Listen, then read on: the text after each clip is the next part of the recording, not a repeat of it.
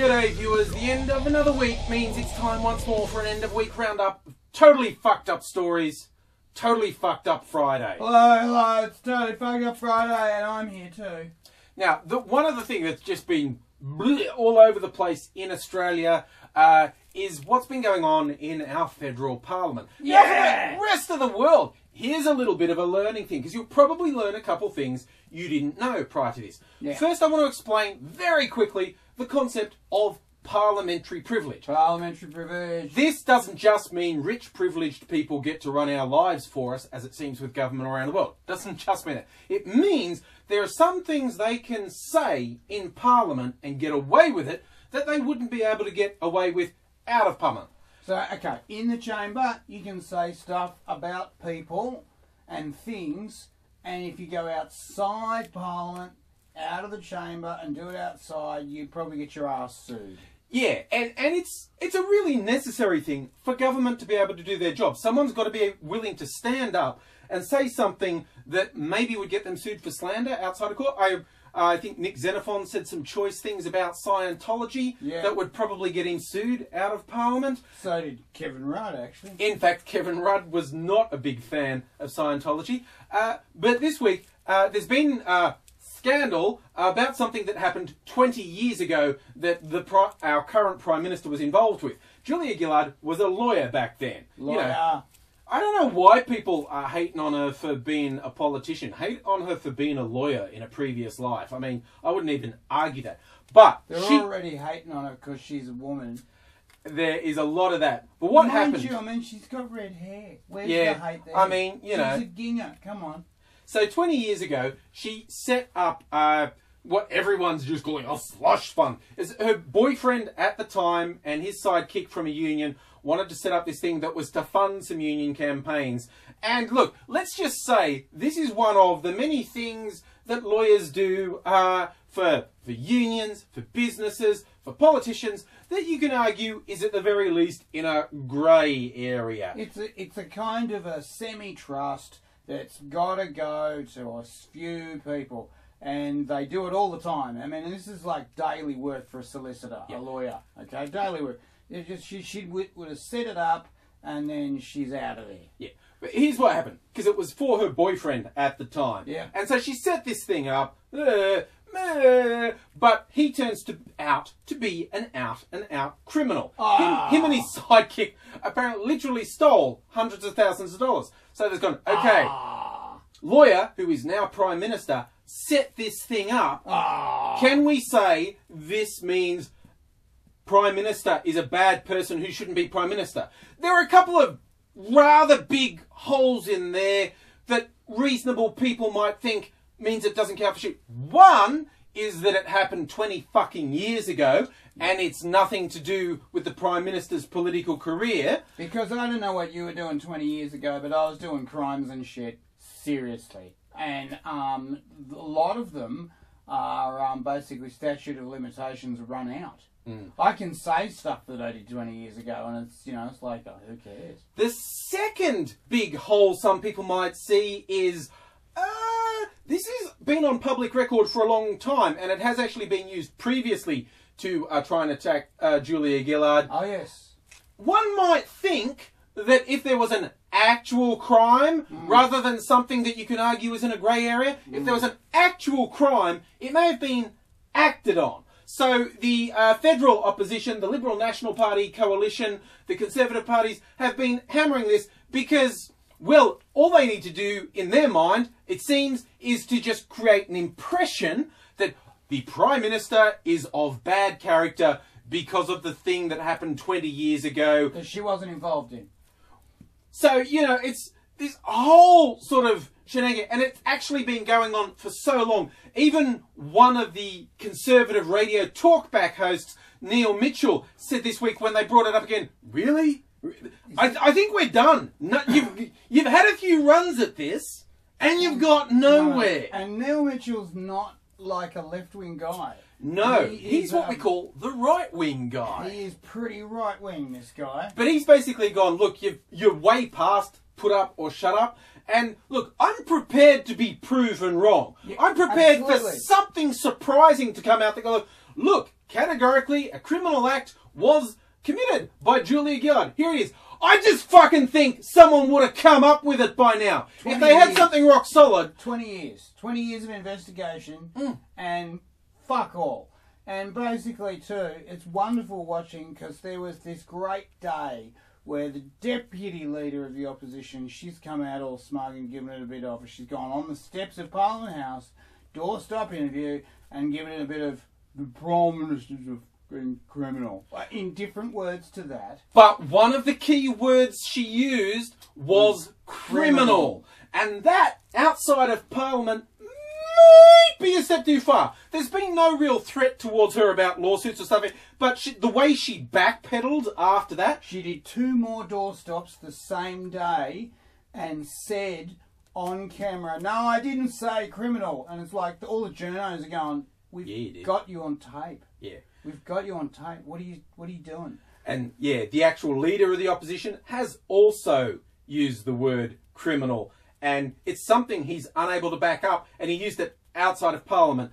Again, no indication they're necessarily going to be pursued, but by jings, I'm sorry, at the moment, if public slandering, the basis of which is something that happened 20 years ago and was slightly dodgy, can be used to attack you today, I think there's a shitload of people looking over their shoulder right about now, worried who's digging up what on them. And honestly, seriously, they're trying to create the impression that the Prime Minister is of bad character and should be in. Lawyer who did something a bit grey and was involved with a client who turned out to be an out-and-out criminal. Ba-bang.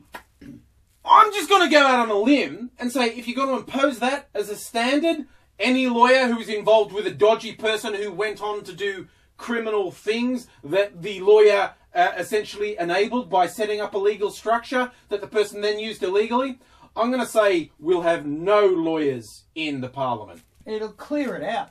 I'm fine with that, by the way. If you want it as a blanket rule... 3/4 of them would just disappear. If you want it as a blanket rule, no lawyers who've been involved in anything dodgy, I'll back you. But just this pointless slandering is just blowing my mind. What would be weird was there'd be no opposition. It'd be me. Because they'd vote me. And I'd have to go into Parliament and go, nah, don't. Nah, don't. Because that's what, you got to oppose. Yeah. And that's, there'd be like 4 people in government going, we're going to make roads. Nah, don't.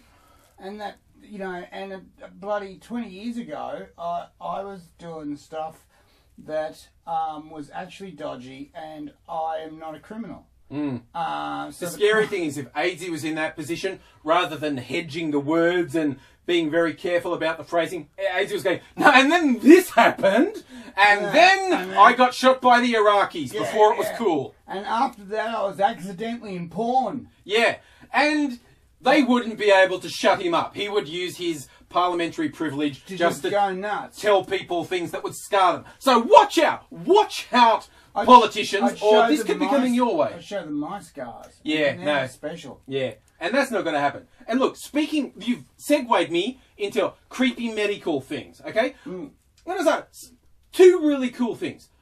3D modelling and the magic of childbirth. Oh. 3D modelling, if you don't know, 3D printing is what I really mean, is now you can actually essentially print things. You create a 3D model of something, and then there's a machine that makes it real. It layers it up like a 3D inkjet printer. It's friggin' awesome. It's awesome. You can have little figurines. You can have spaceships. You can anything you can model in a 3D environment, or if you can scan it. Yeah.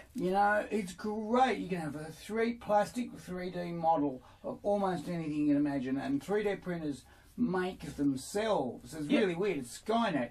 You basically get a 3D printer to make a 3D printer, and there's an organisation that are sending these cheap ones around the world. So basically 3D printing is really in its renaissance time. It's coming of age. Yeah, it's getting better all the time. At the moment it's a little bit low res in a lot of times, but it's just getting better. It's turning into awesome. And look, as I said the other thing, the magic of childbirth. Oh, you know, beautiful. I've got kids. Seeing the first sonogram, when you see the little profile of the kitty, the first heartbeat, it's magic. And look, I know there's been 3D sonograms for a while on the screen. Fantastic. And they look a bit creepy, honestly. But you can see the whole health of the child within the mother, and that's cool. Babies are cool. Fetuses kind of ugly, kinda honestly. weird, Let's get real. Kind of weird and not quite full humans and creepy looking. Yeah. Combining the two has led to one of the most totally fucked up things I've seen produced by a medical imaging company. They're producing 3D printed fetuses from, you know, your bloody MRI, and they print out a little plastic fetus and then they seal it in plastic, and it's like, there you have. Weird semi-formed baby, it's yours! Keep it! Memento! It's fucking creepy! What would you do? You'd like stick it on the wall. This is Andrew at 4 weeks. This is Andrew at 2 months. This is Andrew. And then you get baby photos, and then you get bloody adult photos, and when he's 21, you bring out the fetus. Isn't that lovely? I saw the picture of it, and I was just expecting the little thing to start clawing its way out of its perspex womb and start eating people. It's just, look, scientists, medical people, just because you can do something doesn't mean you should. Okay? It's a lesson I've learned. It's a lesson I've learned at Angry Studios. Hard training has made me learn that. Watch this, I can do poos. Yeah, but you shouldn't. Remember what happened before. That's right. The cattle prod. Yeah. Not with the poos, though. No. Just because you can do something means doesn't mean sometimes you should do something. It's a thing. It's a thing that humans have called, that's creepy as hell. Yes. Look, speaking of things you can do, I learned from my redneck friends on Facebook. It's hunting season in parts of the US where hunting seasons happen. I've had Matt telling me all about his deer hunting, and I saw an interesting deer hunting story. Look, I'm not going to argue about hunting and guns and whatnot. It happens. Some people really like it. Some people don't. But you know what? When it's legal, you should do it legally. There's rules like what you can hunt, when you can hunt it, have a license, all those things. A couple of guys in California, they were arrested in Sacramento. No, they're from Sacramento, I think. And they were arrested for poaching and other crimes. You want to know, okay, I've got to lead in. If you're doing hunting, and this actually goes for whether it's legal or illegal, when you shoot the animal, particularly if it's something fucking big like a deer, make sure it's dead before you put it in your car. Because these guys didn't. So they've illegally shot a deer. Apparently they just saw it by the road, pulled out a shotgun and popped it. Trust me, when you shoot something, you've got to make sure it's dead or it gets all uncooperative. And I know, because I've been shot. And he was agitated. I was agitated and miffed. Yeah. So, you know, make sure it's dead before you put it in a car. Because these guys didn't, and the deer bursts back into life, and so men of action fucking stab it to death. And you know what happens when you stab something to death? Blood everywhere. Blood everywhere. Think of an anime, right? Yes. Blood everywhere. A deer is like 4 times as big as a man, and a man has enough blood in him to paint a small room. And so, to the extent, these guys get busted because multiple people are calling the cops to say there's an SUV driving around and it's trailing blood. And the cops find these guys and pull them over, and they're covered in blood. They're spattered in blood. And this is, of all the times when what seems to be the problem, officer, is not going to work, when you're covered in blood, it's not going to work, okay? Get out of the car. Leave your hands on the steering wheel. I want to see your hands or I'll shoot you. And maybe I should shoot the thing in the back as well. Little pro tip, because if you're going to go hunting, do it right, do it safely. Otherwise, it's blood, it's chaos, it's frightened calls to the police, and I think these guys were just lucky they weren't on the receiving end of being shot. I know, if I was a cop, and I pulled over a car that was trailing blood, and the 2 dudes in the front are just sprayed in blood, you'd be guns out. You'd be guns out straight away. So, that's the lesson from us to you. And it's stinking fucking hot in here. We've got all these lights on. It's been like mini heat wave in Melbourne, and we are sweating like the proverbial piggies, and we're gonna fucking go now. Cue the theme music.